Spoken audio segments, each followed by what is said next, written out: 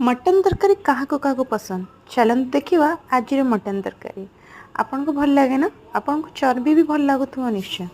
आलू पका मटन तरकारी सहित टिके कंटा कंटा पीस ता सहित पूरा टेंडर होता पीस केमती लगे आपण मानू कमेंट करी कहि कि हुए तो मो वीडियो आपण पाखक पहुँची न पारे किंतु जदि भी पहुँचे ताले कमेंट करने को निश्चय भूलिए ना।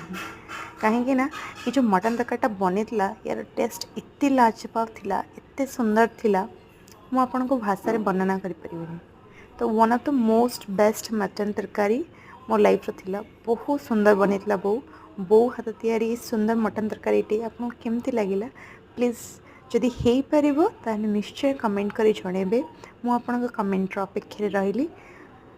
Love you tata bye bye take care. आ गए नुआ वीडियो रे निश्चय आपण सहित देखा रही से पर्यंत विदाय ने।